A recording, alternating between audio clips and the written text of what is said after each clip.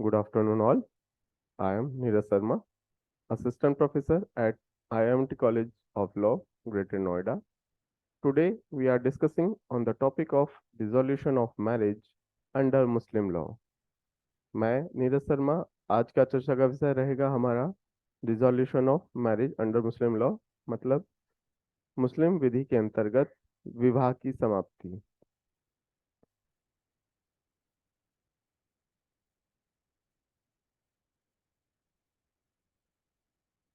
Dissolution of marriage is often considered by divorce.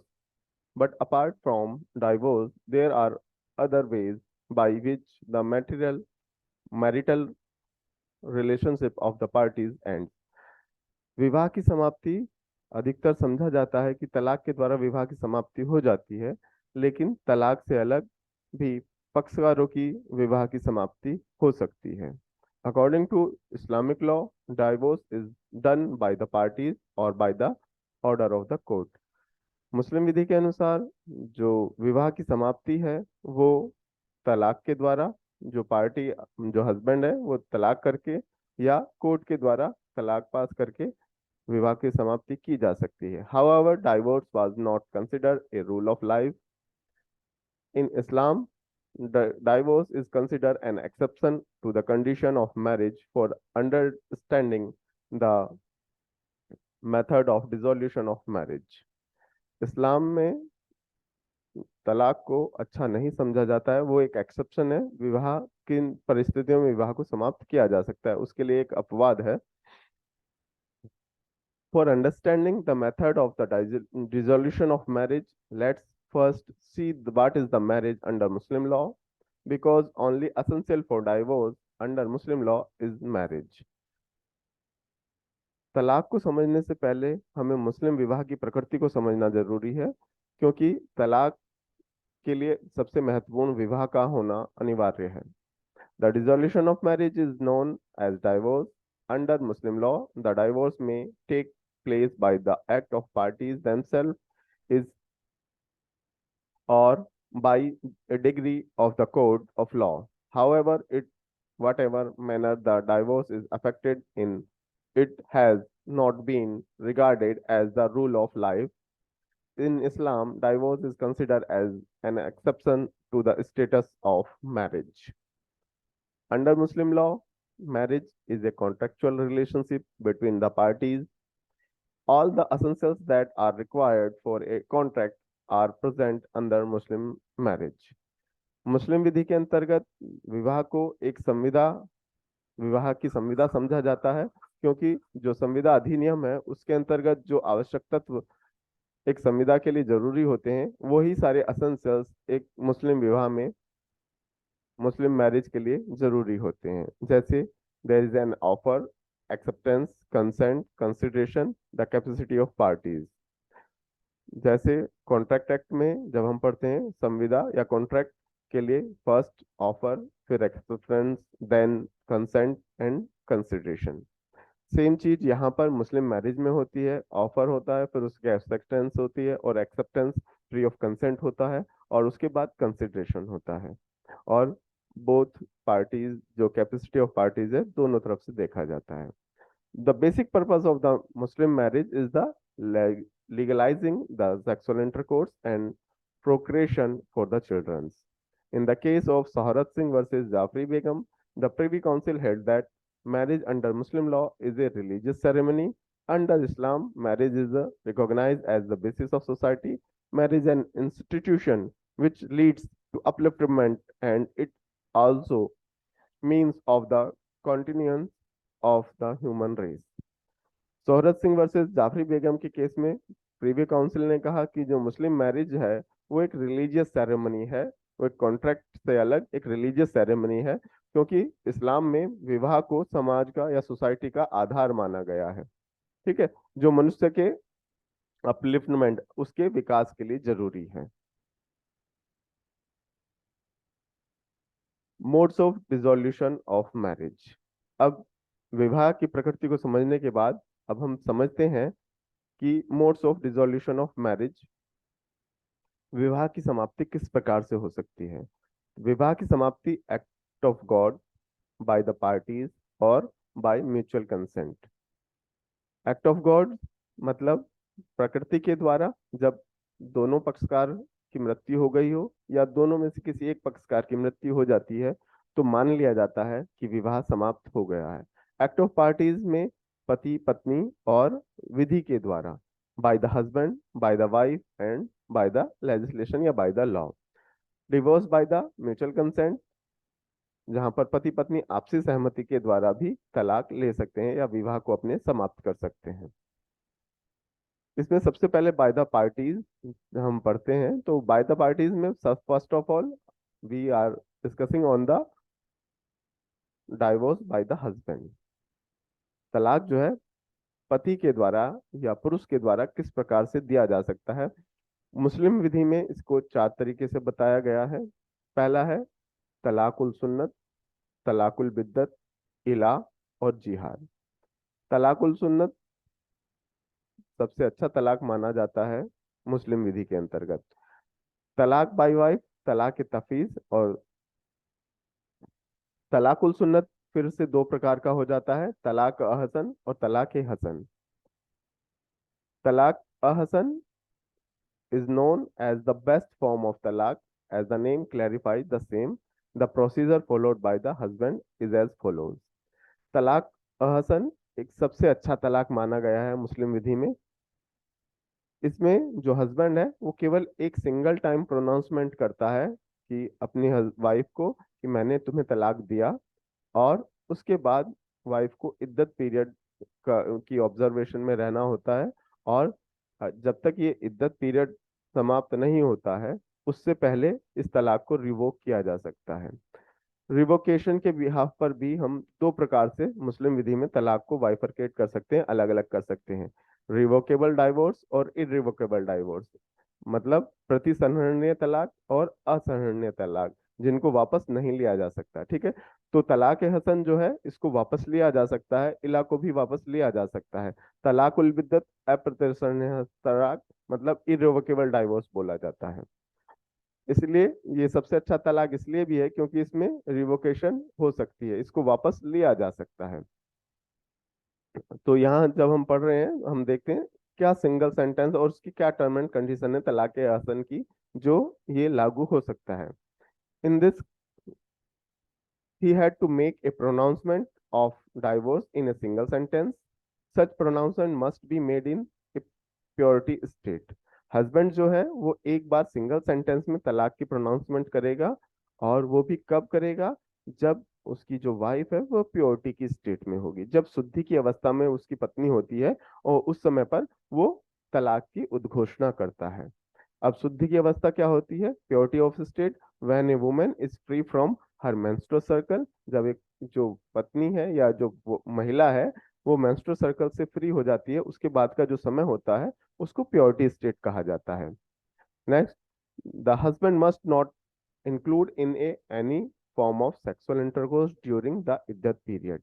अब pronouncement के बाद का जो इद्दत का समय होता है उसमें जो हस्बैंड है वो अपनी कॉन्जुगल रिलेशनशिप में या कोहैबिशन में नहीं आएंगे, दोनों पति पत्नी आपसी संबंध नहीं बनाएंगे। अगर ऐसा होता है तो ये तलाक जो है कंप्लीट माना जाएगा जैसे ही इद्दत का समय बीत जाता है। Iddat period, the period of chastity, if Muslim woman is bound to observe after the dissolution of marriage, either by the death of her husband or by the divorce. इद्दत पीरियड क्या है, इद्दत पीरियड वो समय है, वो observation का time है जिसमें एक मुस्लिम महिला के हस्बैंड की या तो डेथ हो गई है या उसने उसको तलाक दे दिया है, तो वो जो समय बिताया जा रहा है उसको इद्दत कहा जाता है। And if he does not so, then it will be considered as implied revocation of talaq. It is pertinent to note that once iddat period has expired, the divorce become irrevocable. अगर इद्दत period के दौरान दोनों आपस में संबंध में आ जाते हैं, पति पत्नी रिलेशनशिप में आ जाते हैं, तो रिवोकेशन हो जाती है तलाक की, और अगर नहीं आते हैं तो ये तलाक इर्रिवोकेबल हो जाएगा। ठीक है, रिवोकेशन होने के कारण इसको रिवोकेबल डाइवोर्स भी बोला गया है। अगर एक बार समय बीत गया तो फिर इसको रिवोक नहीं किया जा सकता है। When the partners have not consummated talaq e hasan can be pronounce even if the wife is in in her menstruation. अगर पार्टनर्स कंज्यूमेटेड नहीं है तो तलाक ए हसन की जो प्रोनाउंसमेंट है वो मेंस्ट्रुएशन सर्कल के दौरान भी की जा सकती है। Next, talaq hasan. Talaq hasan meaning the hasan means good. हसन का मतलब होता है अच्छा। There is therefore divorce pronounce through the hasan mode is good but lesser worth than the one pronouncement in ahsan. ये अहसन से कम बेहतर है, लेकिन ये अच्छा तलाक माना जाता है क्योंकि इसमें भी रिवोकेशन के चांसेस होते हैं। इसको भी रिवोकेबल किया जा सकता है समय और इसको ध्यान में रखते हुए। यदि इस प्रोनाउंसमेंट को वापस ले लिया गया है या जो कंडीशन है उसको ब्रीच कर दिया गया है तो तलाक जो है उसको वापस लिया जा सकेगा। इसकी कंडीशन पढ़ते हैं। The husband make such 3 successive pronouncement for the divorce. Hasan में एक सिंगल सेंटेंस में तलाक का प्रोनाउंसमेंट किया जा रहा है, हसन में 3 बार प्रोनाउंसमेंट किया जा रहा है। अब वो कौन कौन सी कंडीशन है, कब कब वो 3 बार प्रोनाउंसमेंट करेगा? In the case of menstruation of wife, अगर वाइफ मेंस्ट्रुएशन में है तो 3 pronouncement should be made in 3 consecutive टू हर्स। अगर वाइफ जो है वो मेंस्ट्रुअल सर्कल में है, उसको मेंस्ट्रुअल सर्कल होते हैं, तो जब वो प्योरिटी की स्टेट में होती है, उस प्योरिटी की स्टेट में उस प्योरिटी की अवस्था में अगर हस्बैंड बोलता है, एक पहला मेंस्ट्रुअल सर्कल के बाद जो स्टेट ऑफ प्योरिटी आती है उसमें उसने बोला कि तलाक दिया। नेक्स्ट मेंस्ट्रुअल सर्कल के बाद स्टेट ऑफ प्योरिटी में फिर बोला तलाक दिया। और थर्ड, जैसे ही मेंस्ट्रुअल सर्कल कंप्लीट होता है उसके बाद स्टेट ऑफ प्योरिटी होती है, उसमें भी हस्बैंड जैसे ही बोलता है तलाक दिया तो मान लिया जाएगा ये तलाक कंप्लीट हो गया, फिर ये इर्रिवोकेबल हो जाएगा। अगर मेंस जो वुमेन है उसको मेंस्ट्रुअल सर्कल नहीं हो रहा है, वो मीनोपॉज हो गई है या किसी भी कारण से उसको मेंस्ट्रुअल सर्कल नहीं होते हैं, प्रेग्नेंट है या कोई और अन्य कारण है, तो वहां पर जो प्रोनाउंसमेंट है वो 30 डेज के ड्यूरेशन के बाद की जा सकती है, आफ्टर 30। ठीक है, तो वहां पर जो प्रोनाउंसमेंट होगी, जैसे ही तीसरी प्रोनाउंसमेंट होगी आफ्टर 30 डेज, कंसिडर कर लिया जाएगा कि ये डाइवोर्स जो है इर्रिवोकेबल हो गया है। In the case of non menstruating wife, pronouncement should be made at the 3 successive intervals of the 30 days. Next condition है no sexual intercourse should take place during these periods of 3 pronouncement. जो husband ने 3 pronouncement की हैं अलग अलग time पर, इन तीनों pronouncement के टाइम ड्यूरेशन के दौरान हस्बैंड एंड वाइफ रिलेशनशिप में नहीं आने चाहिए। जो हस्बैंड है उसने किसी भी तरह का इंटरकोर्स अपनी वाइफ के साथ ना किया हो। अगर वो कर लेता है तो तलाक जो है रिवोकेबल हो जाएगा। No sexual intercourse should be take place during these periods of 3 pronouncement, and if such an act take place, then the purpose of divorce will be revoked. तलाक Hasan become irrevocable on the third pronouncement irrespective of iddat period। जैसे ही third pronouncement होती है तलाक हसन जो है वो complete मान लिया जाएगा, भले से ही इद्दत पीरियड कंप्लीट हुआ हो या ना हुआ हो। अब इरिवोकेबल डाइवोर्स हमने पढ़ा था कि 2 तरीके से इसको हम कर सकते हैं, रिवोकेबल डाइवोर्स और रिवोकेबल डाइवोर्स। इरिवोकेबल डाइवोर्स होता है तलाकुल बिद्दत, इसको तलाकुल बैन भी बोला जाता है। इसमें जो हस्बैंड है वो सिंगल टाइम में प्रोनाउंसमेंट कर देता है, 3 प्रोनाउंसमेंट करता है, तलाक तलाक तलाक। ठीक है, या तलाक दी, I divorce thee, I divorce thee, I divorce दी। तो ऐसे ही प्रोनाउंस करने सिंगल सेंटेंस में या एक बार में ही 3 बार बोलने से जो तलाक है वो कंप्लीट माना जाता है और इसको इर्रिवोकेबल डाइवोर्स भी बोला जाता है। तलाक उल बिद्दत को तलाक उल बैन भी बोला जाता है या ट्रिपल तलाक भी बोला जाता है। The 3 pronouncement made in a single to her, either in a single sentence और इन ए सेपरेट सेंटेंस, तलाक तलाक तलाक और I divorce thee, I divorce thee, I divorce thee. Single pronouncement clearly indicate an intention to dissolve a marriage and make it irrevocable. It is usually pronounced as I divorce thee irrevocably. Single pronouncement clearly indicate करती है कि आपकी जो मंशा है, आपकी जो intention है वो विवाह को समाप्त करने की है। तो जैसे ही ये प्रोनाउंसमेंट किया जाता है 3 बार में, तो मान लिया जाएगा कि आपने तलाक दिया और ये इर्रिवोकेबल है, और इसको ट्रिपल तलाक भी कहा जाता है। In recent judgment Sahira Bano versus Union of India and other, Supreme Court of India declared that the practice of triple talaq is unconstitutional, as the form of talaq is violative of the fundamental rights providing under Article 14 of the Constitution of India। Article 14 का violation करने के कारण supreme court ने इसको unconstitutional declare कर दिया है। अब तलाकुल सुन्नत और तलाकुल बिद्दत से अलग मेथड भी हैं जिसके द्वारा पक्षकारों के विवाह की समाप्ति हो सकती है। उसमें पहला जो तरीका है वो पति के पास है इला। इला मतलब कोई कसम खा लेना या सौगंध या शपथ जिसको हम या प्रॉमिस कर लेना, जिससे जो हस्बैंड है वो कोई कसम खा लेता है अपनी वाइफ को लेकर के, और जैसे ही उसका इद्दत का टाइम पीरियड पूरा होता है तो ये जो तलाक है, ये जो प्रकार है विवाह की समाप्ति का, ये एप्लीकेबल हो जाता है। अब इसको स्टडी करते हैं क्या कहता है ये। The situation where in a husband who is of sound mind and attain the age of majority swear in the name of God that he will not have to sexual intercourse with his wife and leaves her to observe iddat, he is said to be make इला। जब कोई पति, जब कोई husband अपनी wife को कहता है कि मैं अल्लाह को साक्षी मानता हूँ, अल्लाह की कसम खाता हूँ कि मैं आज के बाद आपके साथ रिलेशनशिप में नहीं रहूंगा, ठीक है, मैं आज आपके साथ किसी भी तरह की कोहिबिशन या जो कॉन्जुगल रिलेशनशिप है, वैवाहिक संबंध है, वो स्थापित नहीं करूंगा, और ये कह करके अपनी वाइफ को इद्दत पीरियड के लिए छोड़ देता है कि आप आज से इद्दत में रहेंगे। तो जैसे ही इद्दत कंप्लीट होती है, इस मेथड को बोला गया है इला। क्या हुआ कि हस्बैंड जो है अपने अल्लाह को, अपने खुदा को प्रॉमिस करता है और अपनी वाइफ को कहता है कि वो आज के बाद वैवाहिक संबंधों में नहीं रहेंगे, आप अपना इद्दत का समय गुजार लीजिए। तो जैसे ही वाइफ इद्दत का समय गुजारती है तो इस प्रक्रिया को बोलते हैं इला।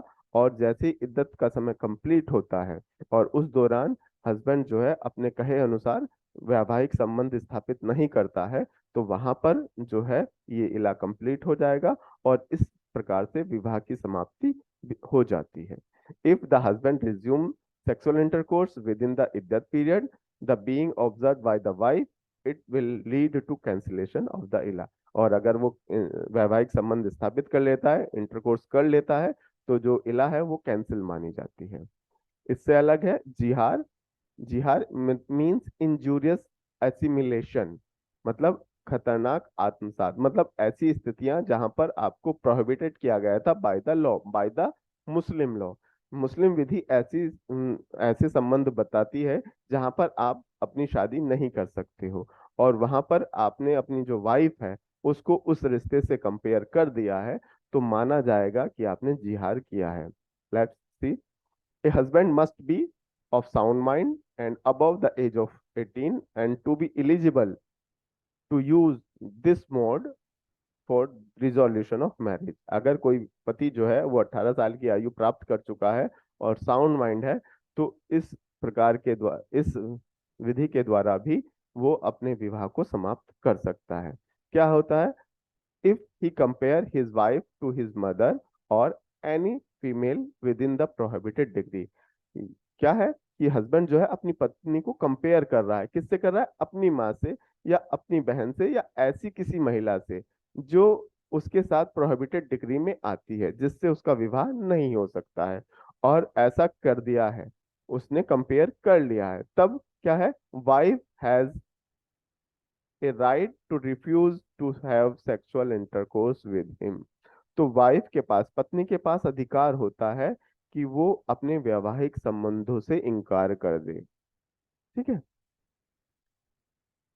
सच रिफ्यूजल कैन बी एक्सेप्टेड। अब उसका ये जो इनकार है वो एक्सेप्टेड किया जाएगा until he expiated himself from penance prescribed by law। कब तक स्वीकार किया जाएगा?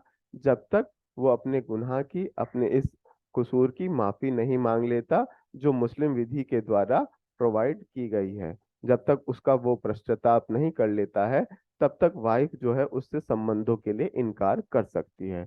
और यदि इनकार का ये समय इद्दत के समय तक का हो गया तो मान लिया जाएगा कि इस विधि के द्वारा भी विवाह की समाप्ति हो गई है। अब तलाक बाय वाइफ, इसको डेलीगेटेड डाइवोर्स या तलाक तफीज भी बोलते हैं।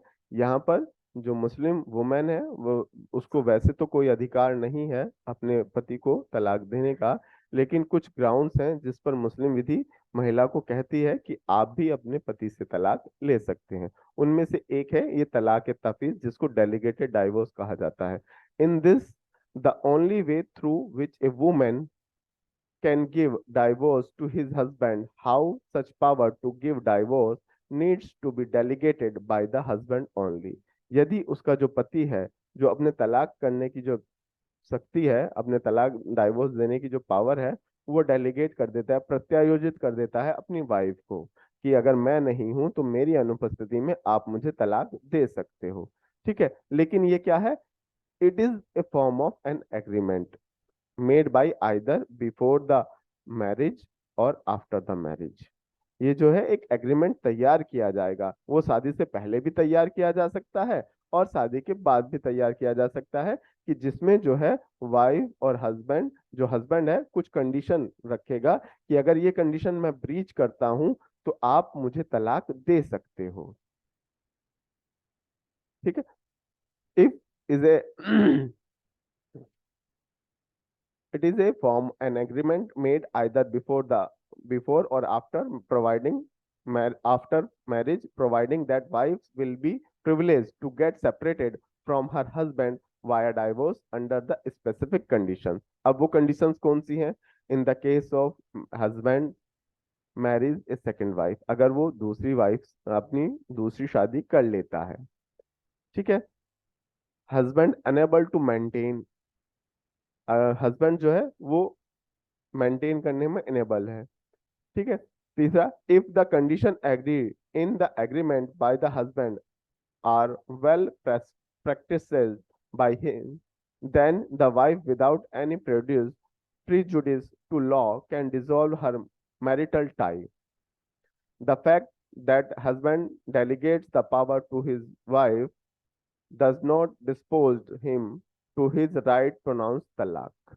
अगर उसने वाइफ को तलाक का डेलीगेशन दे दिया है, लेकिन के कारण उसका जो तलाक करने का अधिकार है वो समाप्त नहीं होता है।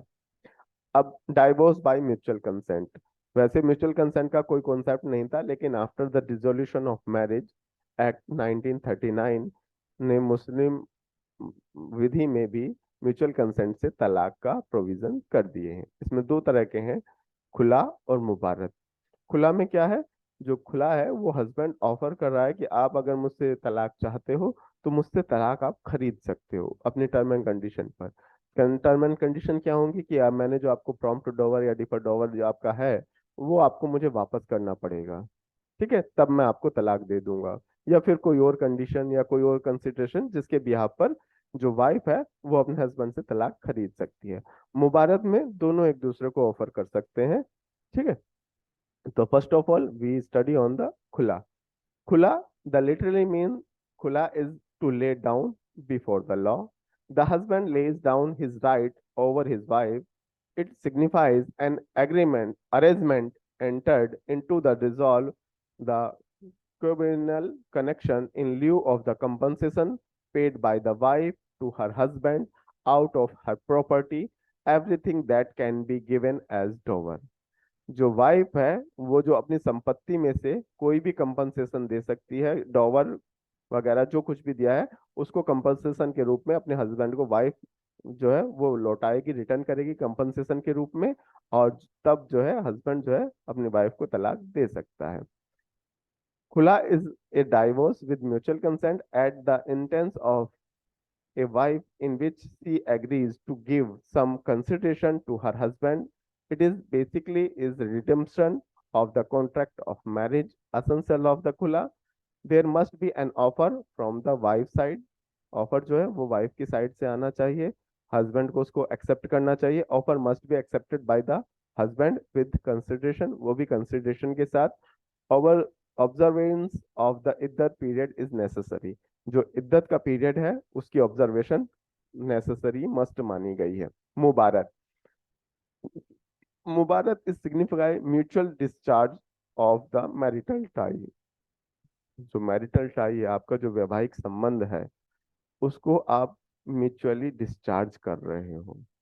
The most essential element in that mutual consent of both the partners is required in regards to the dissolution of marriage।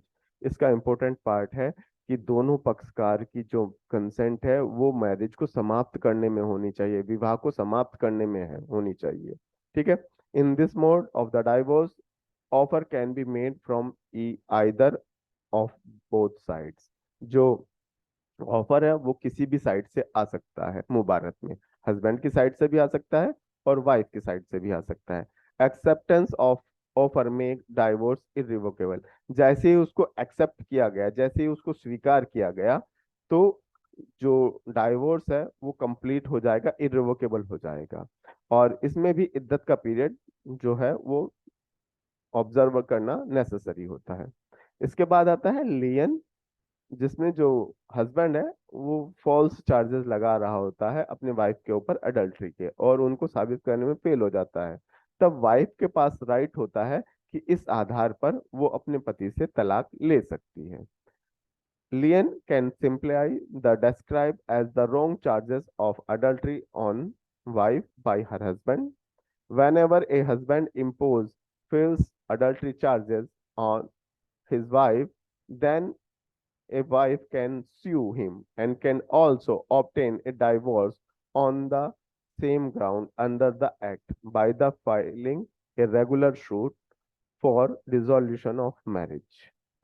यदि पति जो है फाल्स चार्जेस लगाता है अपने वाइफ को, और उनको क्या है वो चार्जेस फाल्स थे और वो उनको साबित करने में फेल हो जाता है, तब वाइफ के पास एक राइट होता है कि वो अपने विवाह को समाप्त करने के लिए एक सूट फाइल कर सकती है। In the case of Zafar Hussain versus Ummat ur Rahman, Allahabad High Court held that a wife under Muslim law is entitled to file a suit against her husband for dissolution of marriage and can obtain degree on the ground that she was falsely charged by the adultery by him। अगर किसी husband ने अपनी wife पर charges लगाए हैं, adultery के झूठे आरोप लगाए हैं, तो वहां पर इलाहाबाद हाई कोर्ट ने कहा इस केस में कि वाइफ को अधिकार है कि वो इस ग्राउंड पर अपने पति से तलाक ले सकती है। अब इसके एसेंशियल्स क्या हैं? Essentials for lian, husband must be adult and sane. Husband ने जो चार्जेस लगाए हैं वो अडल्ट्री के होने चाहिए और पाप के होने चाहिए।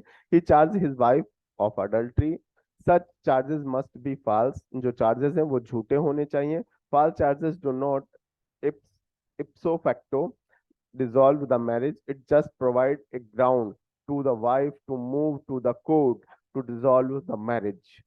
Marriage will continue until decree of the dissolution of marriage is passed by the court. Judicial separation by mode of the lien is irrevocable. This mode is applicable only the सही marriage, not on the फासिद। ये जो विधि है, ये जो प्रकार है, ये केवल और केवल सही मैरिज, जिसको रेगुलर हम मैरिज का बोलते हैं, उस पर लागू होता है। इरेगुलर या वॉइड मैरिज पर ये लागू नहीं होता है। अब नेक्स्ट है फसक। फसक, वैसे तो कुरान ने दोनों हस्बैंड वाइफ को कहा है कि दोनों शांतिपूर्वक तरीके से एक दूसरे की बातों का सम्मान करते हुए जीवन का निर्वाह करेंगे और अपने विवाह को चलाएंगे। लेकिन अगर ऐसा नहीं हो पाता है, तब कुरान ने ऑप्शन दिया है कि आप अपने विवाह को समाप्त कर सकते हो। तो इसको बोला गया है फसक। The Quran says that husband and wife are duty to bound to respect each other and treat each other respectfully and obey all lawful orders of each other. If both of them find that they can not live as husband and wife further, they can approach Kaji, who after careful examination may terminate the marriage। अगर हस्बैंड वाइफ को लगता है कि उनका जो relationship है as a husband and wife नहीं चल पाएगा, तो वो काजी को अप्रोच करेंगे। काजी उनके विवाह की स्थिति को देखेगा और उसको यदि लगता है कि विवाह नहीं चल पाएगा, तो वो विवाह को समाप्त कर देगा। अब इससे अलग जो बाय लेजिस्लेशन या बाय लॉ जो राइट मिला हुआ है मुस्लिम वुमेन को तलाक के लिए, उस पर हम चर्चा कर लेते हैं। The dissolution of marriage act 1939, उसने 9 ग्राउंड्स दिए हैं एक मुस्लिम वाइफ को कि वो इन ग्राउंड्स के आधार पर अपने हस्बैंड से अपना तलाक ले सकती है। पहला ग्राउंड क्या है? Absence of the husband. यदि उसका हस्बैंड अब्सेंट हो गया है, लगभग 4 साल के लिए पता नहीं कहाँ चला गया था। फेलियर टू मेंटेन, वो मेंटेन करने में फेल रहता है अपनी वाइफ को। इम्प्रिजमेंट ऑफ ए हस्बैंड, उसने कोई गुनाह किया, उसने कोई अपराध किया जिसकी उसको सजा मिल रही है, जिसके कारण वो जेल में है, इस आधार पर भी जो वाइफ है वो उससे तलाक ले सकती है। Failure to perform the marital duties, जो वैवाहिक कर्तव्य उस पर इम्पोज किए गए थे, जो ड्यूटीज इम्पोज की गई थी विवाह की, वो उसको पास करने में, वो उनका निर्वहन करने में फेल रहा है, तब भी जो वाइफ है वो तलाक ले सकती है।